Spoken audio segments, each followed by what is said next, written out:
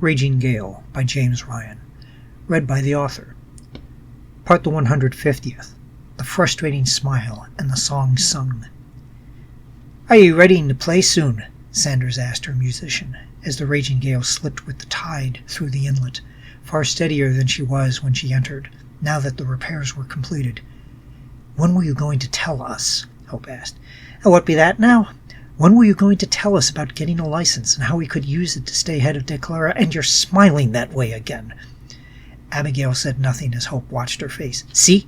There, that smile you make when you reveal that you had thought this all out and are enjoying watching the rest of us finally catching up with you." "I don't have any idea what you mean," Abigail said before she took the tiller to edge the gale to starboard. Hope stepped closer to her so that Samuels and Campbell would not overhear her say, "You know perfectly well what I mean." Not a whit, sorry. You could have suggested to them well before now that we get a commission, but you let them argue it out. There was almost a fight over the matter before you made that option clear to them." "But I didn't suggest it," Abigail said softly before she yelled, "Full sail!"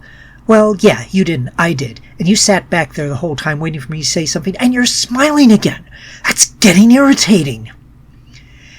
"If ye have something to say that can't wait until we set full on our course to Nevis, then say it. If there be reason we shouldn't be in Jamestown, I'm sure to listen to it if you speak plainly." Hope wondered if Abigail was preparing to smile that way again, regardless of her tact, so with a huff she left the quarterdeck and resumed her position before the mast. Tuning her cittern took longer than usual. Every time she imagined the slight upturn to Abigail's mouth, the fret got twisted too far, and the note she plucked from the string was sour. By the time she got it in tune, she plunged into a song so quickly she skipped singing the first verse. She went full on and started with the second verse. "I am a prisoner far from home, but if you'll only steal the key, I'll take you where the grass grows green and make of you a great lady." She thought she saw Abigail look over the rail down on her, but wasn't sure if her eyes landed on her purposely or not, and it was over so quickly she couldn't tell if the captain was paying her mind. Not that she cared what Abigail thought, but she decided to switch to a new piece anyway.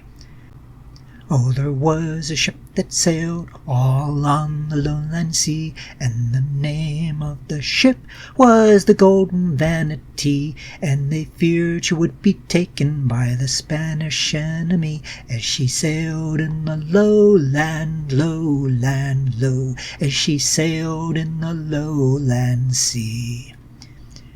She expected more of a rebuke for another piece chosen in spite, and continued to play awaiting the scold. And the session before the mast dragged on, Hope anticipating a conflict with Abigail at any moment. Thank you for taking this moment with me. If you want to keep up with new chapters as they get posted, please subscribe to the channel and click the bell icon for notifications for when pieces go up.